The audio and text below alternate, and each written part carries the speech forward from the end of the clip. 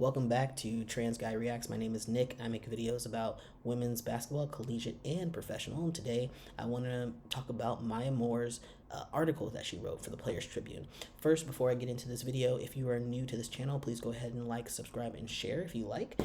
If you are a new fan to the women's basketball and you only care about one team or one player, I am not the channel for you. Please go ahead and dislike this video so I do not show up in your feed.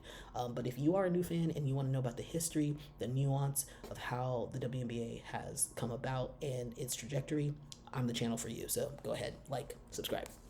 So let's get into this video. This is me. I'm going to read the article from the Players Tribune where Maya Moore wrote about the WNBA visibility, or the invisibility of the WNBA. I think it's really pertinent that I read this because she wrote this May 1st, 2015. So this was 9 years ago, okay? And it probably gives a lot of context to like why she's not in the league anymore, why she decided, well, that has a lot to do with like her savior mentality of like getting her friend out of prison and then marrying him and having a kid, whatever. That's her own personal life. But it really does bring light to the situation of like what they were dealing with 10 years ago and still are dealing with today. Although now you see that there's more attention to the league and that things are changing, there's still some issues. So I want to read it. I know a lot of people do not like to read articles, and maybe it would be better if they listened, and then I can also give any kind of feedback or context there. So let me get into it. So first, like I said, Maya Moore, and this is like retired WNBA player. So I was 11 years old when Lisa Leslie draped herself in the American flag and trotted around the basketball court in glory after the U.S. women's national team won gold in Sydney. They'd been equally victorious for 4 years earlier in what would become my future home of Atlanta. In between those two vivid and glorious moments in women's basketball, the WNBA was founded. These powerful women were not only making history, but they were dominating. You could see it happen before your eyes. I could see it. Here they were, other female athletes who'd accomplish what at that age I could only dream. And I did. Suddenly there was a path for young girls to follow: high school, college, pro, and national. I played basketball for hours in my driveway. Jump shots, layups, threes. I loved being in the air. My goal sat just behind a curb, so I'd throw the ball so it hit at just the right angle and bounced up in a pass to myself for an alley-oop. Pass, bounce, oop.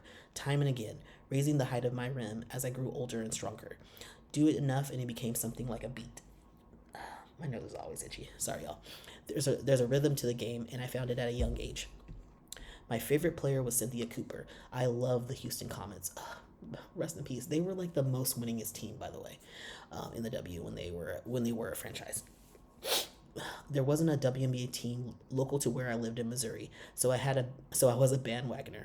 There was so much excitement around the league in that first year, but watching the Comets, those four players of Cooper, Cheryl Swoops, Tina Thompson, and Janet Arcade, was inspiring. I owned Comets hats, t-shirts, and Swoops Nike shoes. I even owned a Los Angeles Sparks jersey. I had more WNBA swag than NBA. I remember carrying my WNBA ball everywhere. I still have it to this day. There were national commercials featuring these players. It was powerful to see these women playing professionally and being celebrated in the mainstream. I saw myself in them, and them in me. That's the key: visibility. And that's going to be a theme. Sorry, guys, for touching my nose a lot. I always do in videos. My nose gets itchy when I'm recording for some reason, and so then I have to like touch it. So I think that's like going to be the growing theme of this article, is like visibility and how that changed over time and like how it's manifested in college. Visibility is nuanced. Excuse me. Visibility is nuanced, and it can take many forms, from organized youth leagues all the way up to marketing and sponsorships on the professional level. If you want to grow the women's game, we've got to grow the visibility. With 4 years in the league behind me, and as I grow deeper into my adulthood, I take it with great responsibility to do just that. It starts with the youth. I started playing organized basketball when I was 8. My mom signed me up for a 10 and under league, and I played up. 85% of my development at that age can be attributed to playing competitively with girls older than me. Opportunities to not only watch women's basketball on TV, but to actually participate are critical. You develop not only your talent and skill, but also a sense of family. You learn how to share, work hard, be accountable. It fosters passion. I was excited to go to every practice. My mom never had to say, "Come on, Maya, we have to go to practice." It was, "Mom, let's go. We've got to go to practice." As I grew, I paid more attention to the collegiate teams: Duke, UGA, Tennessee, UConn. My favorite team would change every year. I watched every college game that I could. That could be me one day, I thought, playing for multiple championships at UConn, where I ultimately committed, with games broadcast live on national television. At a program like UConn's, you grow accustomed to media attention. It wasn't unusual to see my team talked about on SportsCenter and any number of networks throughout my years as a Husky. This is incredible, I thought. All kinds of sports fans, young, old, men, women, you name it, were exposed to elite women's basketball regularly. Visibility. After 4 years and two national championships, I went number one in the 2011 WNBA draft. That's when I felt the drop. Key here, this happens. This has happened over and over and over again. There's this unnatural break in exposure from the highest level of women's basketball in the world. Wait, what happened here? That's a question we as WNBA players ask ourselves. We go from amazing AAU experiences to high school All-American games to the excitement and significant platform of the collegiate level to this. All of that visibility to this. Less coverage, empty seats, fewer eyeballs. In college, your coaches tell you to stay focused on your team and the game, not the media attention. But you know you're on national television. You know people are following you. You can feel the excitement. And then as a professional, all of that momentum, all of that passion, all of that support, the ball of momentum is deflating before my eyes. Gone. It's frustrating on several levels. We professional female athletes are continuing to grow and evolve and trying to make an impact on our communities and other young lives.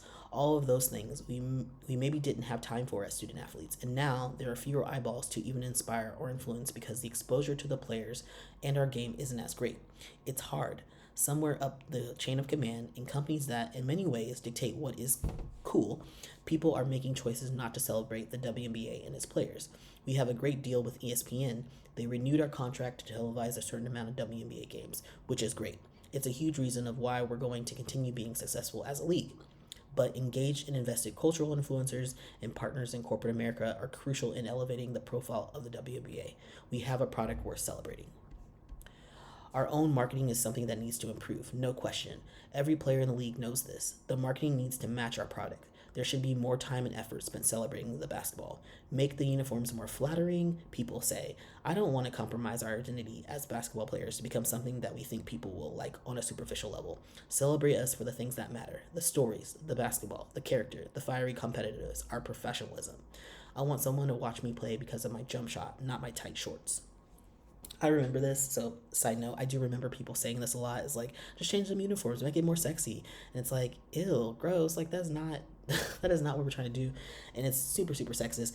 And there were actually leagues in the 80s that did this, and it was pretty gross. If you watch the 30 for 30 about the 1996 Olympic team, it goes into a lot of detail about like how the women's game was portrayed back in the day and how it took so much time to get the support, and that the 1996 Olympic team fostered the beginning of the WNBA because of David Stern saw that it could happen. And he was a really big supporter.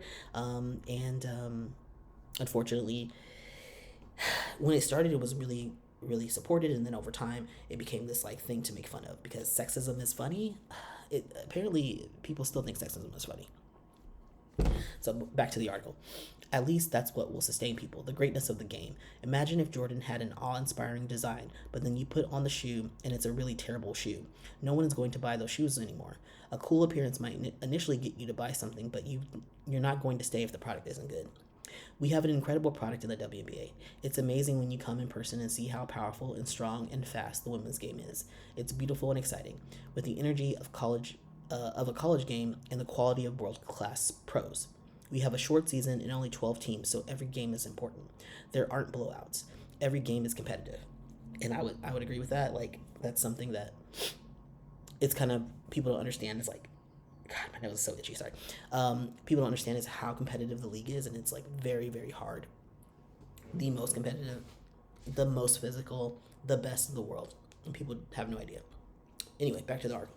But even off the court, there are so many amazing people in the WNBA who don't get enough praise for what they're doing in their community or for being the role models that we are. Those things matter too. Those things make you more invested in the game. When you feel like you know somebody or there's something that you admire about a player off the court as well as on, you're going to watch. When you know the women on the court stand for things worth believing in, you'll take your kids and then they will take theirs. Think about what you know about LeBron James. Now think about what you know about Diana Taurasi or Sue Bird or Simone Augustus. What do you know about me? No coverage. She is, oh my God, speaking facts. No coverage of like who they are as a people or what they're doing. There's a humility that comes with being a female athlete. I knew early on that I was the minority. People want to compare the women's basketball game to the men's, the WNBA to the NBA. Oftentimes, when our players are paid a compliment, it's some variation of "she plays like a guy." We get what that means and take it for the compliment that it is. But as a league, we play the game differently, and many dismiss our version as less than. It's interesting. You talk to WNBA players and coaches, and they love the WNBA. They respect the way we play. But the public does not. Y'all are haters. All right. It seems the core of the issue is that celebrating the female athlete is a challenge. I see a lot of females being reduced to, and males to a certain extent, just physical celebration. It's pretty shallow. It disrespects everyone involved, including the fan. Not that we can't celebrate the beauty of athletes, because for sure, attraction has always been a part of human nature, and our physical makeup is part of what makes us so great. But let's dive deeper into what makes us unique. Try harder. Make efforts to help people understand why our game and players should be celebrated. Tell them we are cool. There's a balance, of course. You obviously can't spend an amount that isn't appropriate to the reality of the demand, but at least match the reality. Look at the response to Sue as Summer Bird from State Farm. Fans are always asking when Betty Lou will return again. There's a demand that's not being met.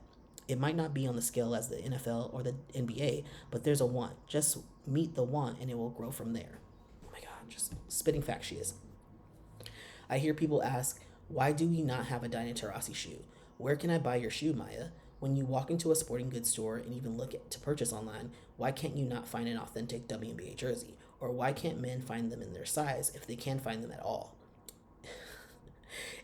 It should be easy to be a fan. To fall in love with what we're doing, you'll see more response when it's easier to be a fan. Invest and watch the growth. Now, that is so crazy.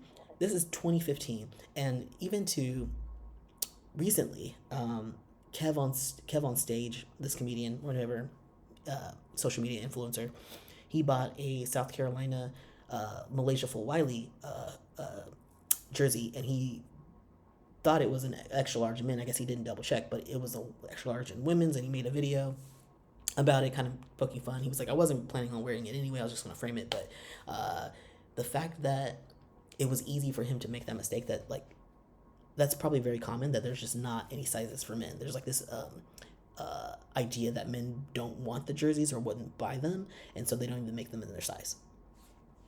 Still to this day, still happening. All right, it's my hope to one day have answers to those questions. I'm going to do my part. The same year I was drafted into the WNBA, I was also named the first female ambassador for Jordan Brand. It was symbolic and substantial. The most viable athlete in the entire world saw something in me.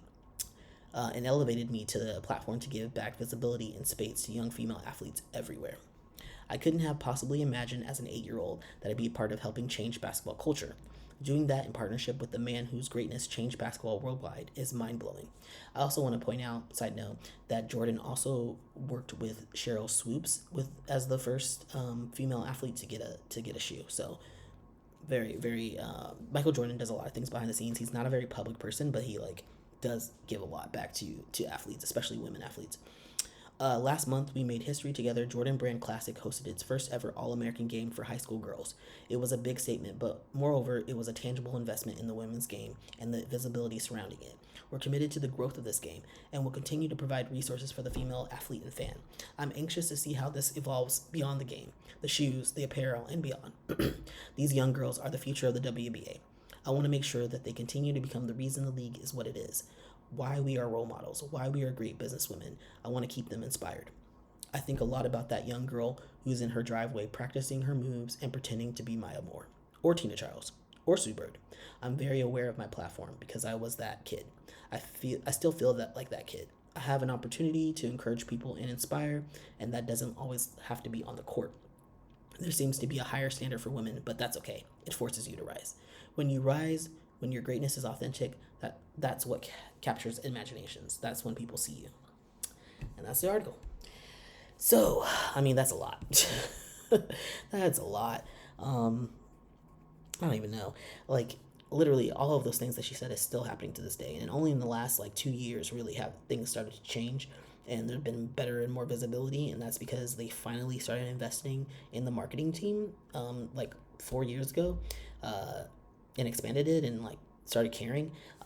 But it's just like, why did it take this long? And why did we continue to let this happen? And that's the powers that be. That's media. That's the people in corporate America. That's you all who are watching this who didn't care about the WNBA and dismissed it until you had this really exciting new situation of new players, young players. But it's like, okay, great, you're here now. Don't stop watching. You watch those great college players, follow them to the pro. Watch how they become even better. Watch the storylines develop. That's what we need. We need people just to actually respect the game and watch it. You can buy League Pass. It's $35 for the entire season, and you get access to older games. You get access to the WNBL, which is the Australian league. You get access to Athletes Unlimited, which is a professional league that plays for a month in March. So lots and lots of access to material, to context, to how great these players are, and they put up a lot of good content on the websites as well. So in the app, so I highly recommend it. But yeah, follow them on social media, support, buy a jersey, go to a game, and hopefully we won't be in this situation anymore. But that's it. That's all I have to say about this. If you enjoyed the video, please like, subscribe, and share, and I will see you in the next one.